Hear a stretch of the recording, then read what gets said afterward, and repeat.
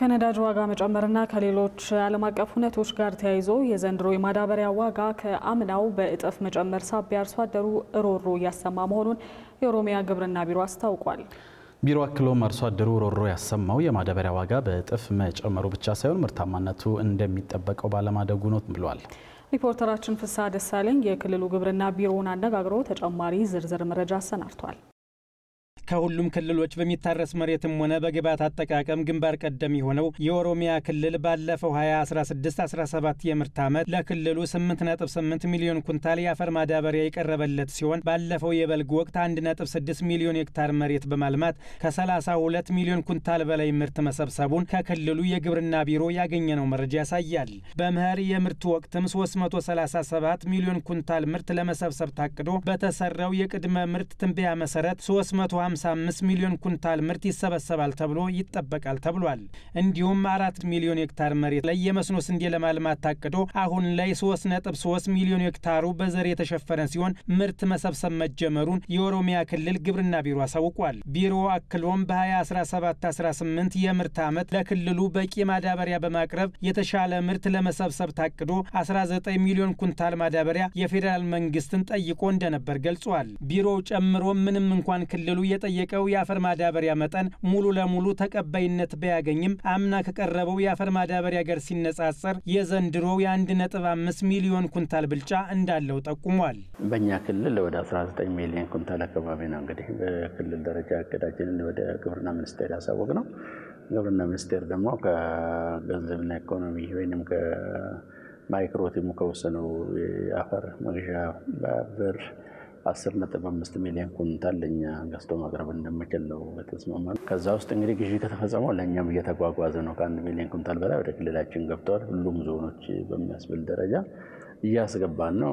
አብዛኛውን ደግሞ ወደ ምዕራብ ኦሮሚያ ላይ ቀጣይ ወራውን ዝናብ በሚዘንብበት ወቅት ስለሚሆን በቆሎ አምራች ወረዳዎች ዞኖች ስለሆኑ ወደዛ የምናጓጉዘናል። ወደ 7 ዞኖች ወደዛ ዞራለን።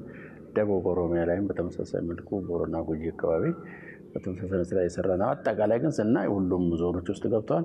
አብዛኛውን ግን ቀደም ላይ ዘር ለሚዘሩ በኋላ ደግሞ ለመጓጓዝም የክረምት ማዝናብ ከዝናብ በኋላ ለጭቃም ለምንም እንዳይቸገር ያንን ታሳቢ አድርገን ነው እያጓጓዝን ያለነው። ይህ በእንዲህ እንዳለ መንግስት 84 ቢሊዮን ብር በመመደብ በኩንታል 4000 ብር ገደማ ለአርሶ አደሩ ድጎማ ማድረጉን የገለጹት ኃላፊው አምና በአማካኝ 4000 ብር ይሸጥ የነበረ የማዳበሪያ ዋጋ ዘንድሮ በትራንስፖርትና በሌሎች ወጪዎች ሳቢያ ከቦታ ቦታ ቢለያይም ዋጋው 4000 ብር ገደማ መድረሱን ገልጸዋል። በተለይም ከነዳጅ ዋጋ መጨመር እንዲሁም የማክሮ ኢኮኖሚ ፖሊሲ ማሻሻያውን ተከትሎ እንደ ሀገር የአፈር ማዳበሪያ ዋጋ በጥፍ መጨመር በአርሶ አደሩ ዘንድ ሮሮች እየተደመጡ መሆናቸውን ምክትል ቢሮ ኃላፊው ጠቁመዋል። ዶላራችን 55 ነበረ።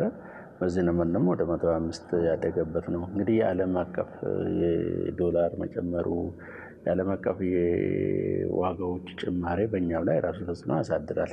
ይህን አርሶ አደሩም ይገነዘባል፣ ይረዳል። ግን ሮሮ አለ። ያው ለምን የመግዛት አቅማቸው ስለሚያንስ መግዛት አቅሙ የሚያንስበት ምክንያት ደግሞ ቅድም ያልኩት ነው። ምርቱን ስላልጨመረ ክሳራ ስለሚሆን ዋጋ በምርት ላይ የጨመረ ሲመጣ ደግሞ ሸማቹ ማህበረሰብ ላይ የኑሮ ንረት ወይም የዋጋ ንረት የምለውን ስለሚያስነስ እነዚህ ተናባቢ ነገሮችን አናበን አንድ ላይ አምጥተን አስታረቅን። አቶ በሪሳ ጨምረውም የአርሶ አደሩ ምርትና ምርታማነት በተፈለገው ልክ ሊያድግ ያልቻለው ደግሞ በቂ የማሳ ዝግጅት እንዲሁም የግብዓት አጠቃቀሙ የተሟላ ባለመሆኑ ነው ብለዋል። እንዲሁም አርሶ አደሩ ሰብሉን በወቅቱ ከማረምና ከመሰብሰብ አኳያም ሰፊ ክፍተት ያለበትና ለብክነት የተጋለጠ በመሆኑ በሄክታር 50 ኩንታል ምርት ማግኘት ሲገባው በአሁኑ ወቅት በአማካኝ 34 ሚሊዮን ኩንታል ብቻ ነው የሚያገኘው ብለዋል። ይህንኑ የአርሶ አደሩን ምርታማነት ለማሳደግና የአርሶ አደሩን የማዳበሪያ ወጪ ማካካስ እንደሚያስፈልግ የጠቆሙት ኃላፊው በዘንድሮ የማዳበሪያ ዋጋ የመንግስት ድጎማ ባይታከለበት ከዚህ በላይ ሊያሻቅብ እንደሚችል ገልጸዋል።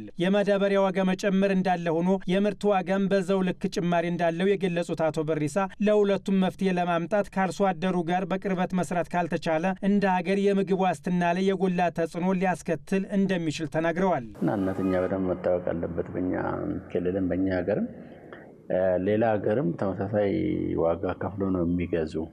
እኛ ጋር ግን ለየት የሚያደርገው ምንድነው? የምናመርተው ምርት ነው የሚያንሰው።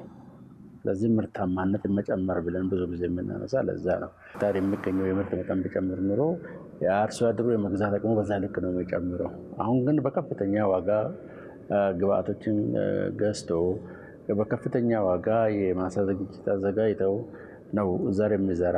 ያንን እንግዲህ አርሶ አደሩ ከአንድ ሄክታር ለማልማት ያወጣውን ወጪ እሱን አስልቶ በትርፍ ያመረተው ምርት ትርፍ የማተርፍለት ከሆነ ይሄ ከእጅ ወደ አፍ የምንለው ወይም ደግሞ የምግብ ዋስትና የምንለው ችግር ስለሚፈጠር ለኛ ይሄንን ከግንዛቤ በደንብ አስገብተን አርሶ አደሩ ጋር መነጋገር አለብን። ምክትል ቢሮ ኃላፊው አስከትለውም የአርሶ አደሩን ምርትና ምርታማነት ለመጨመር ማዳበሪያን ጨምሮ ጥራቱ የተረጋገጠ ምርጥ ዘር ከመዝራት ባሻገር የመሬት እንዲሁም የውሃ ሀብታችንን በአግባቡ መጠቀም እንደሚያስፈልግ ገልጸዋል።